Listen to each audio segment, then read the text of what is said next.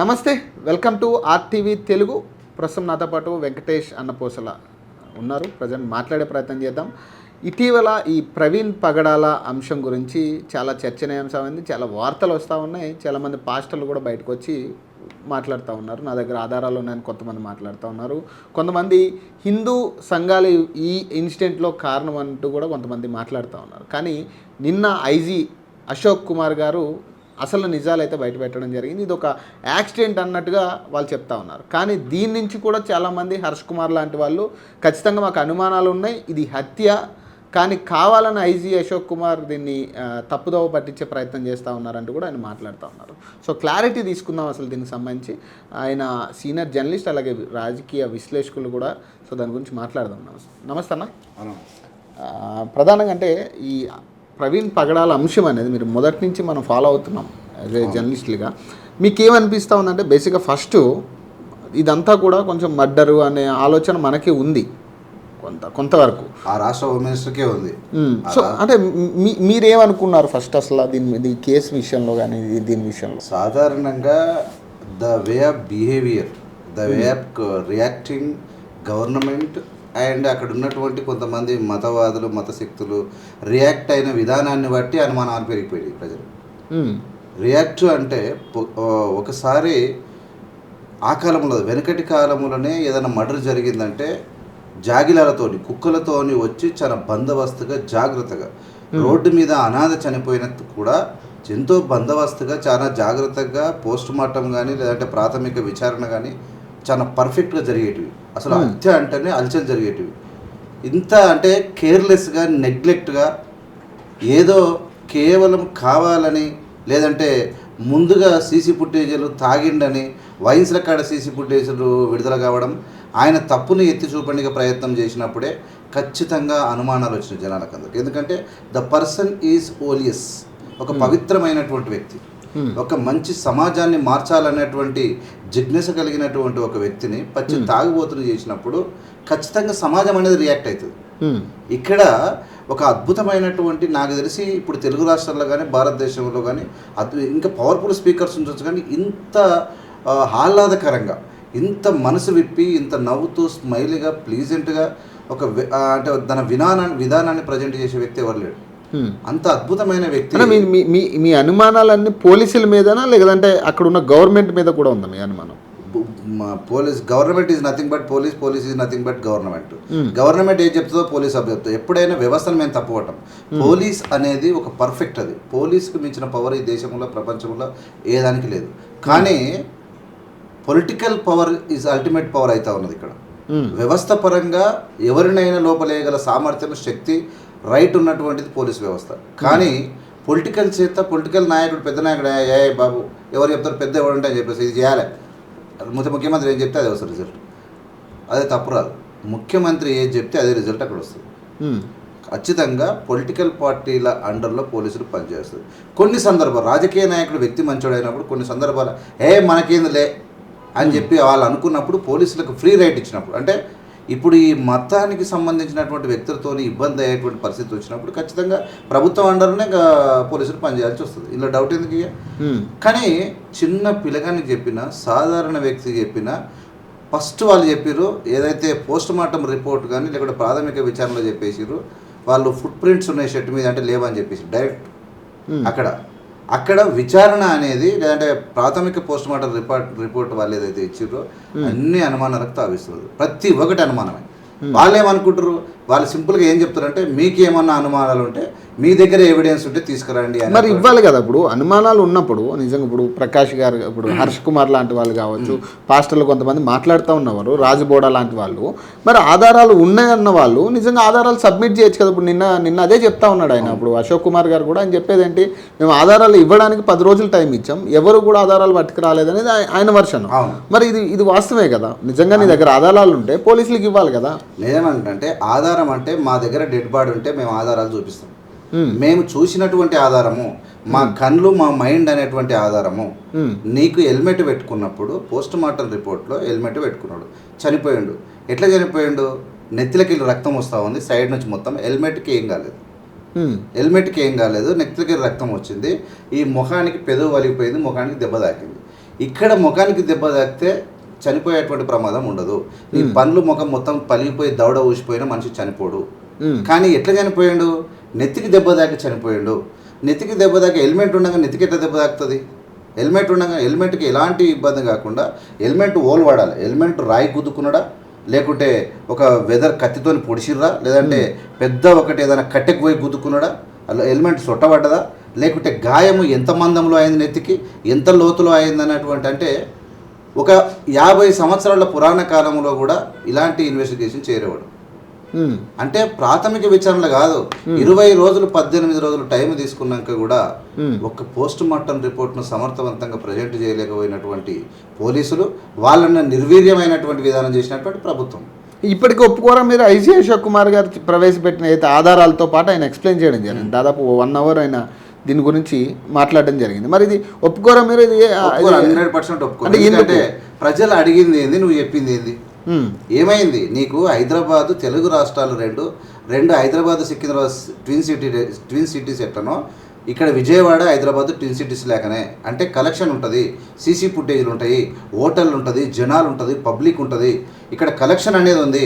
ఒక chain current నిరంతరాయంగా ప్రయాణిస్తున్నట్టు విజయవాడ హైదరాబాదు నిరంతరమైనటువంటి ప్రయాణం ఉండేటువంటి వాళ్ళు అడుగడుగున సీసీ ఫుటేజ్లు ఉంటాయి, అడుగడుగున టోల్గేట్లు వస్తాయి, దాని తర్వాత షాపులు వస్తాయి. వాళ్ళకి అన్నీ 1000 కళ్ళతో ఉంటుంది రోడ్డు. అలాంటి రోడ్లో నువ్వు లింకు ఎల్బీ నగర్ కాదు, మన నాగోళ్ళ వైన్స్ చూపించు. నాగోళ్ళ వైన్స్ చూసి కనమంటారు, వైన్స్ ఏ దొంగ అయిపోయింది.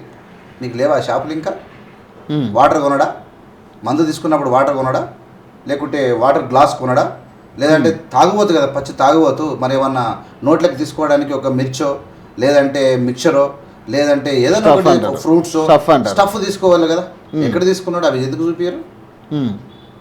నేనేమంటున్నా అంటే, ఇప్పుడు వచ్చినటువంటి సీసీ ఫుటేజ్ల మీద ఇప్పుడు ఉన్నటువంటి టెక్నాలజీ లోపల ముఖం తీసి ముఖం పెట్టచ్చు, పెద్ద కథ ఏం కాదు. అదే సీసీ ఫుటేజ్ చూపించి మాత్రమే ఆయన యాక్సిడెంట్ అయ్యని చెప్తే ప్రజలు అసలే నమ్మరు. కానీ అంటే కుటుంబ సభ్యులు ఎక్కడా కూడా రియాక్ట్ అవ్వట్లేదు. ఇప్పుడు ఈ ఆధారాలు బయట పెట్టినప్పుడు రియాక్ట్ అవ్వలేదు, సీసీ కెమెరాలు బయటకు వచ్చినప్పుడు కూడా రియాక్ట్ అవ్వలేదు. అట్లాంటిది కుటుంబ సభ్యులకి లేని నొప్పి పాస్టర్లకి ఎందుకు వస్తుంది అనేది చాలామంది అడుగుతున్న క్వశ్చన్. వాళ్ళ వైఫ్ కూడా చెప్తుంది, అసలు మాకు పోస్ట్ మార్టం కూడా వద్దు, మాకు బాడీని ఇవ్వండి అన్న పరిస్థితి కూడా ఉంది. తర్వాత కూడా ఆమె ఒక వీడియో కూడా రిలీజ్ చేసింది, దీన్ని ఇక్కడితో ఆపేయండి అనే దాని మీద కూడా మాట్లాడి. అదే అంతంత బాధకరం, అత్యంత భయంకరమైంది. వాళ్ళు రియాక్ట్ కాకపోవడమే. ఇక్కడ ఏం చెప్పారంటే వి ఎక్స్క్యూజ్డ్ అని చెప్పేసింది ఆమె. మేమన్నంటే వీఆర్ ఎక్స్క్యూజింగ్, మాకు ఎవరి మీద పగలు లేవు, మేము ఎవరైతే మర్డర్ చేసిరో వాళ్ళని క్షమిస్తున్నామని చెప్పేసింది. ఎవరెవరైతే ప్రవీణ్ పగడార వాళ్ళని చంపిన వాళ్ళని క్షమిస్తున్నాను అని చెప్పింది. ఇది ప్రభుత్వానికి గుండెల్లో జల్లు మనాలి. ప్రజలు ఇలా మెల్లమెల్లగా రియలైజ్ అవుతూ ఉన్నారు. డైరెక్ట్ చెప్పేసింది, మీరు డైరెక్ట్ వందలాది వేలాది టీవీలలో వచ్చినటువంటి పరిస్థితి, మేము ప్రవీణ్ పగడాల వారిని చంపిన వాళ్ళని క్షమిస్తున్నాము అన్నది. మరి అదే అంటున్నప్పుడు సొంత పిల్లమే వదిలేసినప్పుడు, కానీ మేము ఎవరితో కూడా కొట్లాడదలుచుకోలే, మేము బయటకు దాల్చుకోలే. మా ప్రాణం పోయినాక మాకు ఏది ఎక్కువ కాదు. మా నాన్నగారు చెప్పారు, జీవితం అనేది శాశ్వతం ఏం కాదు. మాకు చెప్పినట్టు అంటే మమ్మల్ని చంపిన వాళ్ళని మాకు జైల్లో పెట్టాలని కానీ వాళ్ళని పట్టుకోవాలని కానీ మాకు అసలు ఇంట్రెస్ట్ లేదు.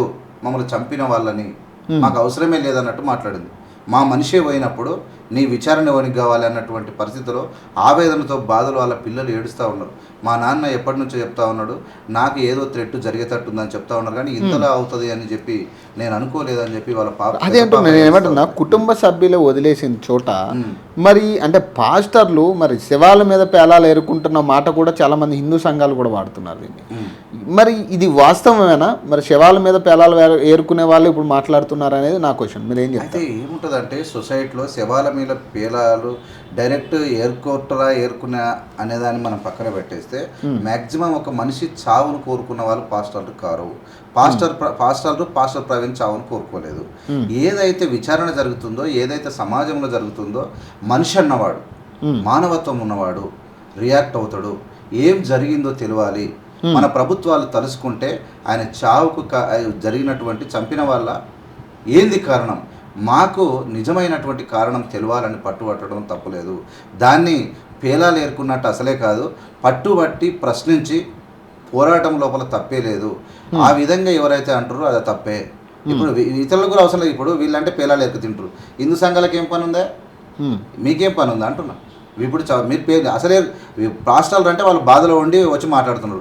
మీకేం పని ఉంది? మీరు అదే పని మీద తిరుగుతూ ఉన్నారు. పాస్టర్లు అదే అంటున్నారు కదా, హిందూ సంఘాలు చేయించిన కుట్ర అంటున్నారు కదా. నేనేమన్నా పాస్టర్లకు కూడా చెప్తున్నా, హిందుత్వము క్రైస్తవం ముస్లిం అంటే ఒక వ్యక్తి మీద, ఒక మతం మీద, మతం అనేది ప్రజలు ఆచరిస్తున్నటువంటిది.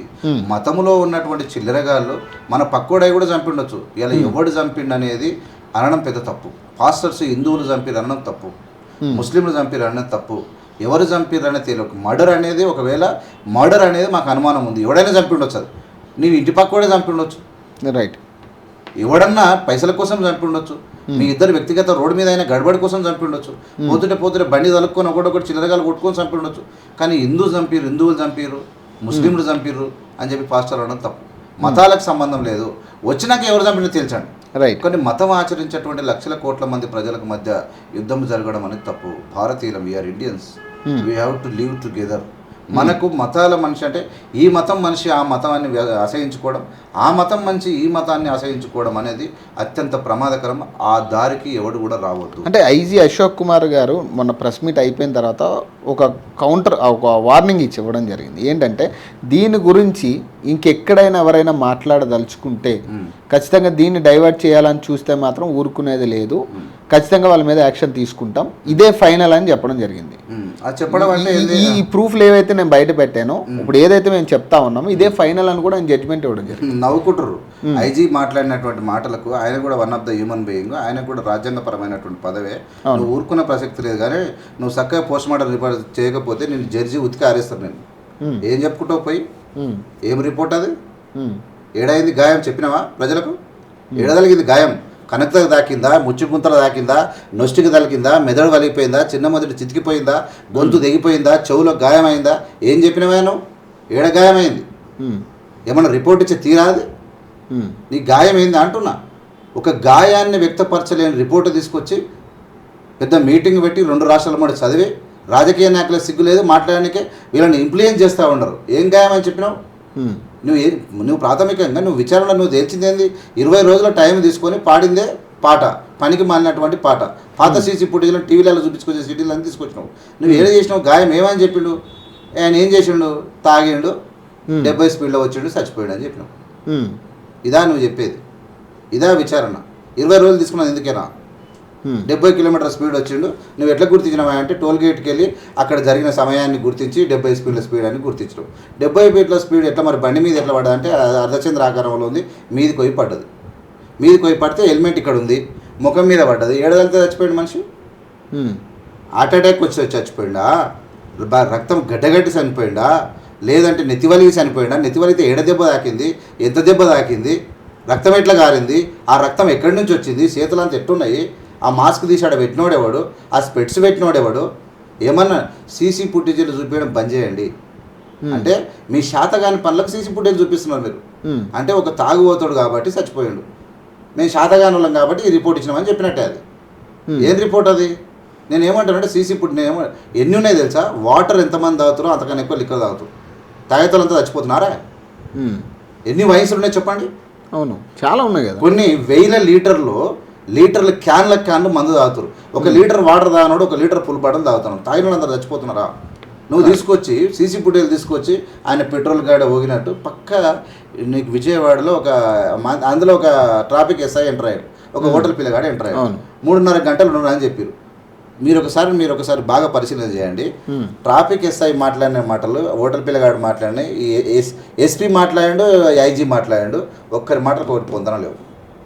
ఇది ఎవరు తెలివి చూపించాలనుకో వాళ్ళు తెలివి చూపించేసి అయిపోయారు. అక్కడ ట్రాఫిక్ ఎస్ఐ మాట్లాడుతూ నేను డ్యూటీ చేస్తున్నా, ఆన్ డ్యూటీలో ఉన్నప్పుడు 4:30-5 గంటల సమయంలో ప్రవీణ్ పగడాల గారు అక్కడికి వచ్చి కంట్రోల్ తప్పి స్పృహ తప్పిండు, ఆయన కింద పడి నడి రోడ్లో కింద పడ్డాడు. ఈయన పోయి లేపలే, ట్రాఫిక్ ఎస్ఐ లేపలే, పబ్లిక్ లేపారు. కొద్దిసేపు అక్కడనే నిలబడి ఆయన నడుచుకుంటూ పోయి కూర్చున్నాడు. మరి ఆయన పోయినప్పుడు తాగి ఉన్నాడా అంటే తాగిలేడు అని చెప్పారు. చూడండి ఇక్కడ ఈ దొంగలేమో వయసు ఫుటేజ్ చూపిస్తున్నారు. ట్రాఫిక్ పోలీస్ ఏం చెప్పిండు? తాగిలేడు, నీరసంగా ఉన్నాడు అని చెప్పిండు. మీరు వీడియోలు ఉన్నాయి, మీరు అబద్ధాలు మాట్లాడి నడవదు. ఆ పిల్లగాడు హోటల్ పిల్లగాడు చెప్పి తాగినంటే తాగలేదు, నీరసంగా ఉన్నాడు, ఎండకు ఒడదెబ్బ కొట్టింది నీరసంగా అని చెప్పారు. నేను ఏమంటున్నానంటే మీకు చిత్తశుద్ధి ఎందుకు లేదా? ఇంతమంది అడుగుతున్నాం కదా. 3.5 గంటలు నీకు పార్కు దగ్గర కూర్చున్నాడు ఒక మనిషి, హెల్మెట్ తీయకుండా మాస్క్ తీయకుండా, రిలీజ్ చేయి. వెళ్తలేదా బయటికి? లేదంటుండు కదా ఆయన నిన్న అదే కదా ప్రశ్న ఏం కూడా ఆయన లేదు, చెప్తున్నాడు.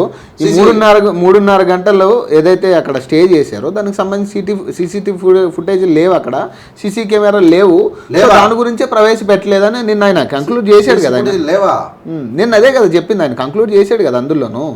ఆయన ప్రెస్ మీట్లో ఆయన క్లియర్గా చెప్పాడు 4 గంటలు అక్కడ విజయవాడలో ఉన్న CCTV ఫుటేజ్, ఆ చుట్టుపక్కల ఎక్కడ సీసీ కెమెరా లేకపోవడం వల్ల ఈ ఆధారాలు మేము బయట పెట్టలేకపోతున్నాం, ఖచ్చితంగా దాని మీద కూడా మేము వర్క్ చేస్తాం, ఏ హోటల్లో ఉన్నాడు లేకపోతే ఎక్కడ ఉన్నాడు ఏంటి అనేది ఖచ్చితంగా మేము వర్క్ చేసినాకనే బయట పెట్టేది. అంటే సరే సీసీ ఫుటేజ్ లేకపోవడం అనేది ఉన్నదా పీకేసిరా మాకు తెలియదు, కానీ సీసీ ఫుటేజ్ లేకపోవడం అనేది ఆ రాష్ట్ర ప్రభుత్వ పాలనకు పారదర్శకత లేకపోవడానికి రాష్ట్ర ప్రభుత్వం యొక్క దౌర్భాగ్యానికి చెప్పుకోవచ్చు. అది సీసీ ఫుటేజ్ ఒక ఎస్ఐ అంటే ఒక ట్రాఫిక్ ఎస్ఐ డ్యూటీ చేసే ప్రాంతంలో కూడా సీసీ ఫుటేజ్ లేకుండా కూడా డ్యూటీలు చేపిస్తారు, ఆ విధంగా పాలన చేస్తారు. అంటే అది దౌర్భాగ్యమైనటువంటి. అంటే మీరేమంటారంటే ఇప్పుడు దాదాపు హైదరాబాద్ నుంచి ఆయన బయలుదేరిన తార్నాక నుంచి మొత్తం ఫుల్ CCTV ఫుటేజ్ ఆయన చెప్తా ఉన్నాడు, దాదాపు ఆయన ప్రతిదీ కూడా 3 చోట్ల యాక్సిడెంట్ అయిందన్న విషయం కూడా ఆయన క్లియర్గా చూపించాడు.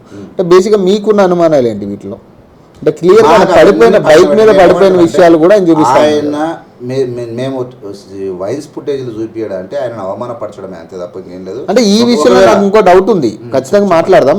మీ అనుమానాలు చెప్తే ఖచ్చితంగా ఈ వైన్స్ విషయంలో కూడా నాకు ఒక డౌట్ ఉంది, దాని గురించి కూడా మాట్లాడదాం. మీ విషయాలు మీకున్న అనుమానాలు చెప్పండి. మాకు నేను ఏం చెప్తున్నామంటే అక్కడ సీన్ ఆఫ్ ఎవిడెన్స్ ఏదైతే ఉందో అక్కడనే అనుమానాలు ఉన్నాయి మాకు. ఇవన్నీ ఇప్పుడు సీసీ ఫుటేజ్ లేరని ఒక పని అయిపోయింది, ఒక శని అయిపోయింది, శని వదిలిపోయింది. కానీ అక్కడ సీన్ ఎవిడెన్స్ ఎవడైతే జరిగిందో అక్కడ హెల్మెట్ పెట్టుకున్న వ్యక్తి చనిపోవడానికి వీల్లేదు. ఎందుకంటే అక్కడ ఆయన ఎంత స్పీడ్ ఉండి అదే స్పీడ్లో గుద్దుకుంటే బండి మొత్తం ఏమైపోవాలి, అక్కడ రాళ్ళు ఉన్నాయి, బండి టైర్ ఇట్లా వణిగిపోవాలి, ఇట్లా సైడ్కి అయిపోవాలి, బండికి ఏం కాదు 70 కిలోమీటర్ల స్పీడ్తో కనుక బండి అదే గుంతలకు పడితే బండి వణిగిపోవాలి, ఇట్లా ఏం కాలేదు.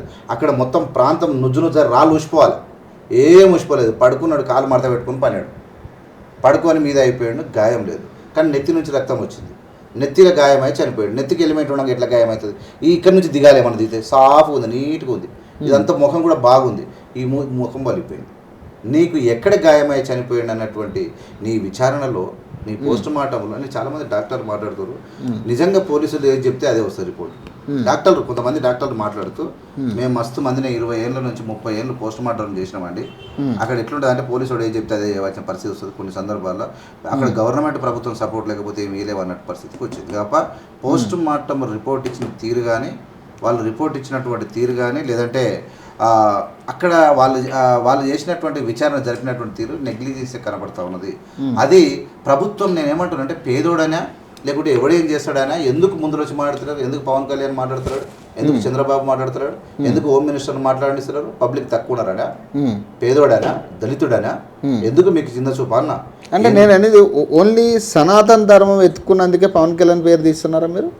పవన్ కళ్యాణ్ బాధ్యత అయితే ఉప ముఖ్యమంత్రి అండి, ఉప ముఖ్యమంత్రి. హిందువులకు టేకేదారిగా ఉన్న నువ్వు నేను క్రైస్తవు నాకు సంబంధం లేదని చెప్పు, నేను హిందువునే, ఐఆమ్ హిందూ. బట్ ఇక్కడ ఉన్నటువంటి క్రైస్తవులంతా ఈ దేశ మూలవాసులు. వాడు ఈ మతంలో టార్చర్ నచ్చలేకనో లేకుంటే ఎందుకు పోయాడు? మతంలో అంటరాంతనం ఉంది కాబట్టి, కులాల లోపల పెద్ద కులాల చిచ్చులో ఉన్నది కాబట్టి, అతలోడు ఇంత అన్నం పెడుతున్నాడు, ఇంత చదువు చెప్తున్నాడు కాబట్టి గతి లేక గంజుకో బతకనికి పోయినట్లు బతకనికి పోయారు. వాళ్ళందరూ ఎవరు రియల్ నిజమైనటువంటి ఈ దేశ మూలవాసులు వాళ్ళంతా. వాళ్ళని పట్టుకొని మీరు వాళ్ళ క్రైస్తవులు దొంగల లేక చూస్తూ ఉన్నారు. ఇలా మతం మారిన వాళ్ళంతా దొంగల లేక, వాళ్ళంతా నిజమైనటువంటి భూమిపుత్రులే, బాధ భరించలేక బయటకు పోయారు. అంటే కొంతమంది హిందూ సంఘాల నుంచి కూడా కొంతమంది మాట్లాడుతూ వాడు తాగి తెచ్చిండు మీకెందుకు రా పని అని పాస్టర్లను తిడతా ఉన్నారు. మరి ఇది మీరు యాక్సెప్ట్ చేస్తారా? నేను అస్సలు యాక్సెప్ట్. ఆ మాట అనేది నాకు నచ్చదు. ఎందుకంటే ఒక అద్భుతమైనటువంటి వ్యక్తి. నేను ఆ తాగుబోతు కాలు గోటి కూడా సరిపోయి ఇలా క్యారెక్టర్ ఏందో నాకు తెలియదు. నువ్వు హిందూ సంఘం అయి ఉండొచ్చు, నువ్వు పెట్టుకున్న సంస్థ అయిపోతే నేను ఎవడు ఎన్నుకోలేదు, మీకు ఎవరు ఓట్లేసి ఎన్నుకోలేదు, మీకు రాజకీయ పదవి కాదు, రాజ్యాంగ పదవి కాదు, నీకు నువ్వు పేరు పెట్టుకొని నువ్వు ఉండొచ్చు. కానీ నువ్వు చేసింది ఏంది ఆయన దాంట్లో? ఆయన 14 మంది పిల్లలను చదువు చెప్పిండు, తిండి పెట్టించిండు, ఒక పౌరులు చేసిండు, సమాజాన్ని అంటే మై గాడ్ ఎట్లా అంటే ఆయన మాట్లాడినటువంటి మాటలలో ఒక ఆత్మ సంతృప్తి ఉంది, పేదలను ప్రేమ ఉంది, అక్కడ తాగుబోతులను నయం చేయనటువంటి ఒక స్వస్థత ఉంది, ఒక అద్భుతమైనటువంటి ప్రజలను దీనస్థితిలో ఉన్న వాళ్ళను ప్రేమించేటువంటి వ్యక్తి, అక్కడ పేదరికంలో ఉన్న వాళ్ళని దగ్గరికి తీసుకొని అన్నం పెట్టేటువంటి వ్యక్తి, చదువు చెప్పే వ్యక్తి, దరిద్రాన్ని పోడగొట్టే వ్యక్తి ఆయనను తాగుబోతుగా క్రియేట్ చేయడం అనేది సమాజానికి వచ్చినటువంటి నొప్పి, పెయిన్, బాధ ఏంటంటే ఒకరిని ఫోన్ చేసి మా 2 పిల్లలు ఉన్నారండి, వాళ్ళు పీజీలు చేసి అన్నం తింటలేరు అంటున్నాడు. ఏమైంది అంటే ఆ విధంగా ఆయన మాటలు విన్నోళ్ళు, ఆయన మీటింగ్లకు అటెండ్ అయిన వాళ్ళు చాలా బాధలో ఉన్నారు. కానీ ఒక మనిషి, ఒక చిల్లరగాడు కూడా ఇంత తాగి ఇలా నాగినట్టు, నిద్రపోయినట్టు, బండి హ్యాండిల్ పట్టుకున్నట్టు ఏందో చేసి ఆయన ఇక్కడ లేనట్టు, ఆయన రోడ్ల మీద పోయి తాగి సావనిక పోయినట్టు, ఆయన ఏదో పిచ్చోడు అయినట్టు, ఆయనకి ఏదో పిచ్చి లేచినట్టు. నేనేమంటానంటే ఇప్పుడున్న టెక్నాలజీలో ఏమైనా క్రియేట్ చేయొచ్చు. కానీ అంటే కేవలం ఇప్పుడు ఎవరైతే పాస్టర్లు బయటకు వచ్చి మాట్లాడారో, మాకు అనుమానాలు ఉన్నాయనే అంశం మీద కావచ్చు, రకరకాల హిందూ సంఘాల గురించి పొలిటికలైజ్ చేసి కొంతమంది మాట్లాడిన వాళ్ళు ఉన్నారు. కేవలం వీళ్ళు మాట్లాడడం వల్లే ఆయన నిజాలు ఇప్పుడు బయటకు వస్తున్నాయని కూడా చాలా మంది మాట్లాడుతూ ఉన్నారు. ఐజీ కూడా మాట్లాడింది ఇదే విషయం మీద. ఈ వాళ్ళు ఎవరైతే పాస్టర్లు ఉన్నారో వాళ్ళు మాట్లాడడం వల్ల ఈ రోజు ఈ నిజాలు నేను ఏమంటున్నానంటే శాతగాంతనం అది అంటున్నా. పాస్టర్లు మాట్లాడడం వల్ల మీరు వణికిపోతున్నారు, మీ సిగ్గు పోతుంది, మీ పరువు పోతుంది, మీ ఇజ్జత్ పోతుంది, మీరు బయట పడతారని మీకు భయం అవుతుంది, ప్రపంచ దేశాలకు తెలిసిపోతున్నాయి, రేపు మళ్ళీ రీవెరిఫికేషన్ మీకు చెమటలు పడుతున్నాయి. అసలు యాక్చువల్గా పాస్టర్లు మాట్లాడక ముందే డ్రంక్ అండ్ డ్రైవ్ యాక్సిడెంట్ అని క్రియేట్ చెప్పిన మీరు ఎట్లా చెప్తారండి? మీరు ఏం చెప్పారు? ఆయన ప్రార్థన చేయకపోతే డైరెక్ట్ హార్ట్ అటాక్ చచ్చిపోయారని చెప్పిరా మీరు చూపించింది ఏంది? వయసులో ఫుటేజ్లు చూపించి తాగి చచ్చిపోయిండని మీరు రిపోర్ట్ ఇచ్చి పాస్టర్లు చేయడం బట్టే బయటకు వచ్చేది. సిగ్గు ఉండాలి కదా కొంచెం మాట్లాడే ఈ సంఘాల నాయకులకు. మీరు చెప్పింది ఏందే? తాగి చచ్చిపోయిండని చెప్పారు. ప్రజలు ఏమనుకోవాలి? ఇలా పాస్టర్లు ప్రశ్నిస్తూ ఉన్నారు. ఎందుకు ప్రశ్నిస్తూ? చెప్పవాయా ఏడగాయం జరిగింది, నెత్తికి జరిగిందా చూపి, రాయి ఎంతమంది తాకింది, ఏం తాకితే రాయి తగిలిందా, కట్టె తగిలిందా, కత్తి తగిలిందా, కారణం ఏంటనేది చెప్పాలి. కారణం చెప్పాలి కదా. చనిపోవాల్సి వచ్చింది అంటే ఒక ప్రాథమిక విచారణ ఎట్లుంటుంది సార్ అంటే, తాగిన గాయము దేనివల్ల మరి చచ్చినప్పుడు ఆయన కరెంటు షాక్ కొట్టిందా, మంటలు పడ్డా, మరి బర్న్ గాయాలు ఉన్నాయి. ఒకవేళ కరెంటు షాక్ కొట్టినా కాలిపోయిన రక్తం వెళ్ళదు, అది మొత్తం పోతుంది. కానీ ఈయనకు దెబ్బ తాకినప్పుడు, గాయమైనప్పుడు బ్లడ్ బ్లీడ్ అవ్వడం వల్ల చనిపోతారు. లేదంటే లోపల నర్వ్స్ కట్ అయిపోయి అది పోయి మెదడు చిల్లిపోతున్నా ఎట్లా చనిపోతారు. ఊరికే చనిపోరు, డైరెక్ట్ పోతే. నువ్వు దేనికి ఏ గాయం వల్ల చనిపోయాడానికి రిపోర్టులు లేకుండా యాక్సిడెంట్ అయి చనిపోయినాను, యాక్సిడెంటే అయింది అనుకో, దేనికి ఏం గుద్ది చచ్చిపోయాడు? దేనికి దిగింది? నెత్తిలో దిగిందా, కడుపులో దిగిందా, పేగులకు దిగిందా, లేకుంటే ఇంకేడ తాకింది దెబ్బ అంటున్నా. అది చెప్పలేదు ఏంది? అక్కడ సీన్ ఆఫ్ ఎవిడెన్స్లో క్లియర్గా కొట్టి పండబెట్టి బైక్ తీసిపోయారు, క్లియర్గా మాస్క్ పక్కన పెట్టిర్రు. మాస్క్ ముఖానికి మీరు కూడా దీన్ని హత్యనే అంటున్నారు. నేను హత్యనే అంటున్నా డైరెక్ట్. ఎందుకు నేను హత్య అంటున్నా అంటే, మాస్క్ ఎవరు పెట్టిరాడు? ముఖానికి ఇడ పెట్టుకొని ఉన్నాడు.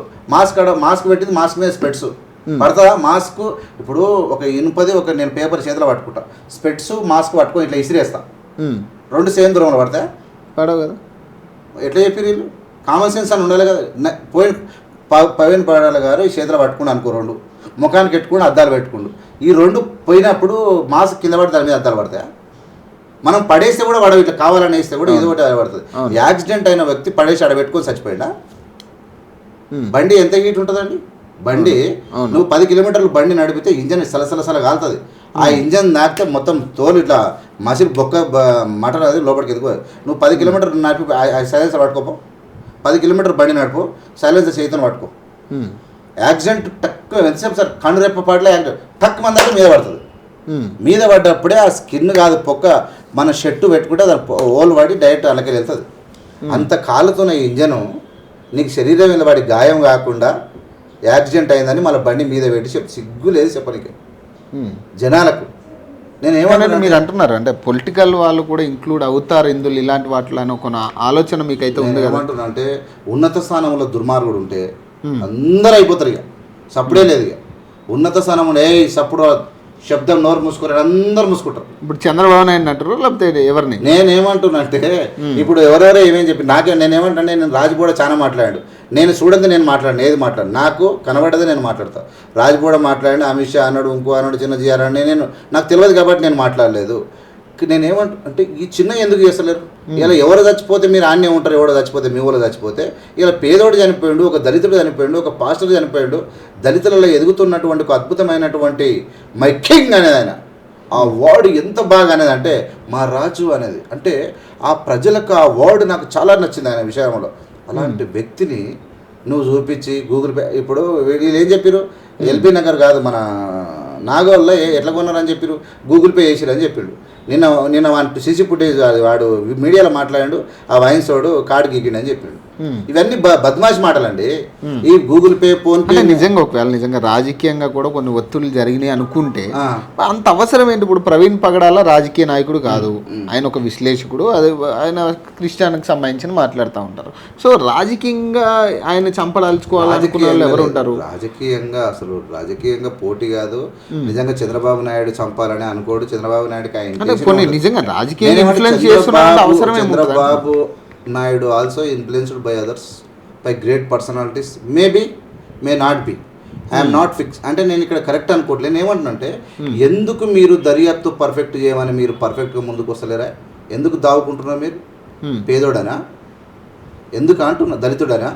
క్రైస్తవుడనా? దేనికోసం మీరు వస్తలేరని అడుగుతా ఉన్నా. ఎందుకు నేనేమంటున్నానంటే, హత్యలు పోలీసులు ఒక పెద్దోడు చెప్పాలనుకుంటే ఎందుకు ప్రత్యూష హత్య ఏమైంది?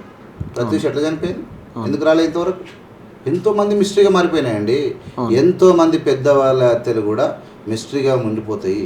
ఇక్కడ ప్రవీణ్ పగడాల గారు అనుమానం ఉంది. పోస్ట్ మార్టం రిపోర్ట్ పర్ఫెక్ట్ చెప్పండి. నువ్వు ఏం చేస్తావంటే, ఆ టోల్ గేట్కి ఉందా, టోల్ గేట్ కాదు, పెట్రోల్ బంక్ ఉందా, పెట్రోల్ బంక్ సీసీ ఫుటేజ్ మస్తు ఉంటుంది ఆ దగ్గర. పెట్రోల్ బంక్ సీసీ ఫుటేజ్ కాదు, కెమెరాలు ఉంటాయి. ఆ కెమెరాలు ఆ సైడ్, ఆ రోడ్ సైడ్ ఏవైతే ఉన్నాయో ఆ కెమెరాలు నువ్వు హాఫ్ అన్ అవర్ బిఫోర్ ఆ accident, accident before half an hour, after half an hour 2 వీడియోలు పెడితే మొత్తం బయట పడుతుంది. ఎవడెవడు వచ్చినా ఎవడెవడు ఏమేమి వచ్చింది మొత్తం అది కూడా చెప్పారు. వీళ్ళు అడిగితే కూడా ఇస్తలేరంట. కానీ అంటే నాకు ఒక డౌట్ ఉంది బేసిక్గా. ఇప్పుడు ఎవరైతే కొంతమంది పాస్టర్లు, ఇప్పుడు రాజుబోడ కానీ కొంతమంది పాస్టర్లు బయటకు వచ్చి రకరకాల విమర్శలు చేస్తూ ఉన్నారు. అంటే నేనేమంటున్నా, ఇప్పుడు ఈ అజయ్ బాబు లాంటి వాళ్ళు కావచ్చు, దర్శన్ లాంటి వాళ్ళు కావచ్చు, ఈ ఇన్సిడెంట్ని బేస్ చేసుకుని కొంతమంది స్వలాభం పొందడానికి మాట్లాడుతున్నారని చాలా అనుమానాలు వస్తాయి. అంటే నేను వాళ్ళు హైలైట్ అవ్వడానికి మాట్లాడుతున్నారు ఈ అంశాన్ని బేస్ చేసుకుని అనే వాళ్ళు చాలా మంది ఉన్నారు. అంటే నా ఇదేంటంటే, ఇట్లాంటి పాస్టర్లు ఎవరైతే ఆశావాహులు మాట్లాడుతూ ఉన్నారో బయట, వీళ్ళ వల్లే ఇప్పుడు చనిపోయిన తర్వాత ఆయన్ని తాగుబోతుగా చిత్రీకరించే వాళ్ళు కావచ్చు, రకరకాల అంశాలు. ఇప్పుడు చనిపోయిన తర్వాత ఆయన్ని దిగజార్చే పరిస్థితే కదా ఇదంతా. ఇప్పుడు వీళ్ళు పాస్టర్లు మాట్లాడడం వల్ల, అంటే ఇప్పుడు పాస్టర్లు కక్ష కట్టిన చెప్తురా? నేను ఇది వీళ్ళు మాట్లాడడం వల్లే కదా ఇప్పుడు ఈ తాగుబోతని చిత్రీకరించడమో లేకపోతే కొన్ని సంఘాలు మాట్లాడడమో కాదు. ఆల్రెడీ ఆయన తాగి యాక్సిడెంట్ అయిందని పోలీసులు చిత్రీకరించారు. అది ఇప్పుడు నేనేది పోలీసులు చెప్పక ముందే చాలా మంది హిందూ సంఘాలు బయటకు వచ్చి, హిందూ సంఘాలు చాలా మంది బయటకు వచ్చి వాడు తాగి తెచ్చిండు, వాడు తాగుబోతని చాలా మంది మాట్లాడారు. ఎప్పుడు పాస్టర్లు హిందూ సంఘాల మీద మాట్లాడినప్పుడు. సో నేనేమంటున్నంటే, ముందే ఆయన వ్యక్తిత్వాన్ని దిగజార్చే పరిస్థితి కనపడుతుంది కదా అంటున్నా. పాస్టర్ల వల్ల కూడా ఇది జరిగే ఉండొచ్చు కదా, వ్యక్తిత్వాన్ని దిగజార్చే. ఏమంటున్నంటే, వ్యక్తిత్వాన్ని కావాలని ఒకవేళ పాస్టర్లు మాత్రం వ్యక్తిత్వాన్ని దిగజార్చేది అనేది అక్కడ అది కాదు. ఎందుకంటే ఒక వ్యక్తి చనిపోయినప్పుడు చనిపోయిన వ్యక్తి కోసం ఆయన మీద ఉన్న అనుమానాలు మాట్లాడితే వ్యక్తిత్వం దిగజార్చడం పెద్ద తప్పు. అది పెద్ద తప్పు. వాడు తాగి సచ్చిండు అన్నటువంటి వాడు మాత్రమే కసితోని మాట్లాడుతున్నాడు, పగతోని మాట్లాడుతున్నాడు, మూర్ఖుడుగా ఉండి మాట్లాడుతూ ఉన్నాడు. ఇక్కడ మతము కన్నా, కులం కన్నా మానవత్వం ఇంపార్టెంటు, ప్రాణం ఇంపార్టెంటు. చనిపోయిన మనిషి ఒకవేళ ఏదైనా దుర్మార్గం చేత దుర్మార్గుడు కనుక హత్య చేసి ఉంటే తేలాలని అడుగుదడం తప్పులేదు.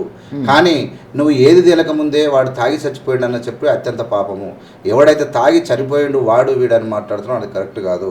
ఇప్పుడు మాట్లాడితే వాళ్ళు ఎవరు కూడా ప్రవీణ్ పగడాల గారి యొక్క క్యారెక్టర్కు ఎంటికే కాదు, వీళ్ళు తోక కాదు, మూతి కాదు. వీళ్ళ ముఖాలకు ఎవడు కూడా అట్లా చేస్తాడు కాదు. వీళ్ళు ఏమంతా దండుకునేతలు తప్ప ఎవరికి రూపాయి ఇస్తారు కాదు. అది మరి హిందువులు ఎవడన్నా పోయి అడుగు తింటామని అన్నం పెడతామంటే కూడా తలపెట్టుకున్న రకం వీళ్ళంతా. వీళ్ళు హిందుత్వం గురించి మాట్లాడతారు, వీళ్ళంతా హైలైట్ కోసం మాట్లాడతారు. నిజానికి గుండెల నుంచి పనిచేసినటువంటి వ్యక్తి, ప్రేమతో పనిచేసినటువంటి వ్యక్తి, ఆదర్శమూర్తిగా వెదిగినటువంటి వ్యక్తి, ఆధారంగా చూపించినటువంటి వ్యక్తి ప్రవీణ్ పగడాల గారు. ఆయన యొక్క గొప్ప క్యారెక్టరు, ఆయన యొక్క గొప్ప మాటలు, ఆయన యొక్క విధానాల కోసం అందరూ మాట్లాడుతారు తప్ప ఎవరో రోడ్డు మీద దాని అయిపోతే పోలీసులు అనాథలను కూడా మీరు రిపోర్ట్ చేయాల్సినటువంటి మీరు అనుమానం వచ్చే వరకు చేయొద్దు. ఖచ్చితంగా పోస్ట్మార్టం రిపోర్ట్ మీద అయితే మీరు ఏదో చదివిరో దాని మీద అనుమానాలు ఉన్నాయి. లింక్ కరెక్ట్ చేయలేదు అంటే ఏం అడుగుతున్నారు? వైన్స్ లేదు, వైన్స్ ఫుటేజ్ చూపించి మీరు చేతులు దురుపుకున్న చూడు మాకు నచ్చలే. పోస్ట్ మార్టం రిపోర్ట్ ఖచ్చితంగా లేదు. ఏమైందని చెప్పలేదు మీరు. కట్టెల మీద రక్తం ఎట్టిందంటే ఇప్పుడు కార్లో కొట్టి పడేసారు అనుకో, ఆ కార్లకి వెళ్ళి దిచ్చేటప్పుడు చేతులతో పట్టుకోలేక కట్టెల మీద పట్టుకొచ్చి అడేసిపోయారేమో. కట్టెలు 2 కట్టెలు ఉన్నాయి, ఒకటి పెద్దది గట్టిది, ఒకటి మామూలు తింటుంది కట్టె ఉంది. ఆ కట్టెల మీద రక్తం పడ్డది. ఎట్లా రక్తం పడ్డది? కార్లకి వెళ్ళి తీస్తుంటే కట్టెలు మనిషిని తీస్తుంటే ఎవడు వీని చేతులు ఎందుకు పట్టుకోవడానికి కట్టెలు పట్టుకొని తెచ్చినామో కట్టెలకు రక్తం అంటిందేమో, లేకుంటే ఆ కట్టెలతో కొట్టిరేమో. బూట్లకు ఇప్పుడు ఎంత సింపులో అక్కడ పోలీసులు వచ్చి బూట్లతో తొక్కిన మరకలు ఉన్నాయి అని చెప్తే ఎట్లా ఇప్పుడు యాక్సిడెంట్ టక్ అనేది ఎల్లెంకల పడ్డాడు. వీడు ఎట్లాంటిది మన్ను నల్లమన్ను ఎట్లాంటిది? ఎర్ర మట్టి ఉంది ఆడ. నల్లమన్ను ఎట్లాంటిది టీషర్ట్కు? కాబట్టి బూట్లకి కావని చెప్పేసి. ఎందుకంటే బూటు నువ్వు అన్నిటికన్నా అత్యంత ప్రమాదకరమైనటువంటి ఎవిడెన్స్ ఏమవుతుందో తెలుసా? బూటు మరకలు. రైట్, బూటు మరకలు. ఇప్పుడు ఖచ్చితంగా వీళ్ళంతా దొరికిపోతారు. ఏ గాయం చేత ఆయన చనిపోయాడు, యాక్సిడెంటే అయిందనుకో, ఏ పార్ట్కు దెబ్బ తగిలింది, ఎట్లా తగిలింది చూపించాలి. వాళ్ళు హెల్మెట్ ఉన్నది, ఎట్లా తాకిందో చెప్పలేదు. ఇది ఖచ్చితంగా కోర్టులో ఎవిడెన్స్ అవుతుంది. పోలీసులు ఖచ్చితంగా ఆన్సర్ చెప్పాల్సి వస్తుంది. అంతే తప్ప అడిగిన వాళ్ళని మేము జైల్లో పెడతాం, మీ మీద కేసులు పెడతాం అనడం ఏంది? సార్ ఒక్క విషయం మీరు ఫైనల్ చెప్పండి.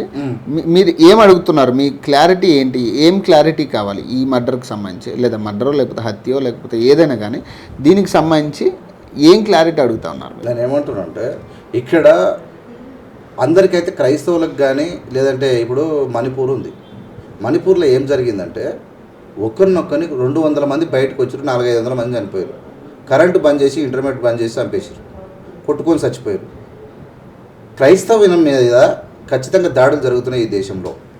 జరిగింది మణిపూర్ ఇన్సిడెంటే సంఘటన. బీజేపీ అనుకుంటే రజలింగ్ మహిళలు అనుకుంటే వాడు బ్రజభూషణ్ అనేటు దున్నపోతూ మహిళలను స్వాగతించి కాళ్ళు మొక్కి పూలదండలు వేయాల్సిన వ్యక్తి లోపలికి పిలుచుకొని ప్రైవేట్ పార్ట్ల మీద చేసేటువంటి సంఘటనలు జరిగితే కూడా 6 నెలలు చేస్తే కూడా వీళ్ళు ఏం చేయలేదు, వీళ్ళు పట్టించుకోవట్లేదు. ఇక్కడ మణిపూర్ లాంటి సంఘటనలు కాకూడదు. ఒకవేళ జరిగితే ఎందుకోసం జరిగిందన్నటువంటి డైరెక్ట్ మీరు హిందువులు చంపిండు, ఒక హిందూ సమాజం మీద వేయడం కరెక్ట్ కాదు. ఖచ్చితంగా అందులో కూడా చిల్లరగాలు ఉంటారు, ఇళ్ళలో కూడా చిల్లరగాలు ఉంటారు. హత్యలు చేసేవాళ్ళు, తాగుబోతోళ్ళు, లంగలు అన్నింటిలో ఉంటారు. హిందూ సమాజం మొత్తము దొంగలు అన్నట్టు హిందూ సమాజం మీద క్రైస్తవులు హిందూ సమాజం మీద మాట్లాడడం పచ్చి తప్పు. హిందుత్వంలో అద్భుతమైనటువంటి వ్యక్తులు ఉన్నారబ్బా. హిందుత్వంలో ఒకరొకరు ప్రసంగాలు మాట్లాడితే జీవిత సత్యాలు ఇడిచిపెట్టి సన్నాసులు ఎట్లా కలిసినప్పుడు ఒక స్వామి వివేకానంద, ఒక రామకృష్ణ పరమహంస, ఒక అసలు మామూలు కాదు, ఎంత అద్భుతమైన వాళ్ళు. ఈ ప్రపంచానికి పాఠాలు నేర్పిన వాళ్ళు మనవాళ్ళంతా. హిందూ సాంప్రదాయంలో గొప్పతనం అది. కానీ ఇలా కక్షల కోసమే హిందుత్వాన్ని ఆచరిస్తూ ఉంటారు. హిందుత్వం వేసి బొట్టు పెట్టుకొని అందిడితేనే హైలైట్ అవుతున్నాం, లేకుంటే అవుతుంది. కానీ ఇప్పుడు రాధా మనోహర్ అనే వ్యక్తి గురించి అంటే బేసిక్ ఇది ఎక్కువ శాతం ఈ మాట వినపడింది కాబట్టి అడుగుతున్నా. అని ఆయన ఏదో మనం టార్గెట్ చేయాలని కాదు. ఈ రాధా మనోహర్ అనే వ్యక్తి గురించి మీరేం చెప్పదలుచుకున్నారు? ఆయన మాటలు కావచ్చు, ఆయన విషయాలు కావచ్చు, మీరేం చెప్పదలుచుకున్నారు? ఆయన తీటే మాటలు తప్ప ఏమున్నది ఆయన దాంట్లో. ఆయన హిందుత్వం ఉంటుంది ఏముంటుంది. ఆయన ఏం చేస్తాడంటే ఇతర మతాలను టార్గెట్ చేస్తాడు, ఏం చేసి వాళ్ళకి ఇళ్ళకి తాకట్లు పెడతాడు. గోకి జగడం చేసే వ్యక్తి అవతల వ్యక్తిని అవమానపరుస్తూ అతల మతాలను అవమానపరుస్తూ హైలైట్ గానికి ప్రయత్నం చేసినోడే ఈ రాధా మనోహర్. కానీ అంటే బైబిల్లో ఉన్న అంశాలు మేము చెప్తా ఉన్నాం, అందుకే వాళ్ళు కాలుతున్నట్టాడు. ఆయన అంటున్నాడు బైబిల్లో ఉన్న అంశాలే నేను మాట్లాడతాను, నేను కొత్త విషయాలు నేనేం వాళ్ళని టార్గెట్ చేసి కాదు, వాళ్ళు బైబిల్లో ఉన్న అంశాలు నేను చెప్తా ఉంటాను. ఏమంటున్నారంటే తప్పులు ఎన్నో వారు తండోపతండంబు లురువి జనులకు వెళ్ళ నుండి తప్పు. బైబిల్ అయినా ఒకరి చేత రాయబడ్డది, భగవద్గీత అయినా ఒకరి చేత రాయబడ్డది. ఇందులో అనేకమైన తప్పులు ఉన్నాయి. వాళ్ళు చెప్తురు వీళ్ళు చెప్తురు, వీళ్ళు కలిసి అనుకోండి. మరి ఎవరి దాళ్ళు నేనేమంటే ఏదైనా తప్పులు ఉంటే అది స్వీకరించకండి. అన్నిట్లో అన్ని కరెక్టే ఉండాలని ఏముంటుంది? మనిషి అన్నప్పుడు ఎప్పుడు కరెక్ట్ పుట్టిన చచ్చిపోయే వరకు ఆరోగ్యంగా ఉంటాడా? లేదు కదా, ఉండడు కదా. మరి దాన్ని ఎందుకు అనాలి? వాళ్ళు రాసిన ఎంతో కొంత మంచి చెప్పిందిగా భగవద్గీత, మంచి ఏమని చెప్పింది, చెడును పక్కన పెట్టు, మంచిని స్వీకరించు. అవును, బైబిల్లో కూడా ఏమైనా చెడు ఉంటే పక్కన పెట్టేసి అందులో ఎందుకు తప్పులు పెడుతున్నావా నువ్వు? అందులో ఏలు పెట్టి ఎందుకు వాసన చూస్తున్నావు? ఏలు పెడితే వాసన రాదా? ఎందుకు రాదు? మన కడుపు ఇట్లా మనం నీట్గా పౌడర్ వేసుకొని తెల్లగా తయారై వచ్చినాం, స్మెల్ రాదా? మరి నువ్వు అదేంది పనికి మాలినటువంటి పని? ఏం పని మీకు? నీకు హిందువుల లోపల పేదరికం ఉన్న వాళ్ళని మంచిగా చేయవా రాధా మనోహర్? చదువు చెప్పు, తిండి పెట్టు. బట్టలు లేకుండా ఫుట్పాత్లో బతుకుతూ ఉన్నారు. హైదరాబాద్ ఫుట్పాత్లో, సికింద్రాబాద్ రైల్వే స్టేషన్లో బట్టలు లేకుండా హిందువులు ఉన్నారు. పెట్టు, నువ్వేం చేస్తావో చెప్పు. వాళ్ళ మీద ఎందుకు పడుతున్నావా? ఈసారి నేను ప్రాసల్లో కూడా చెప్తాను, హిందువులతో మీకేం పనే? మీకేం పని?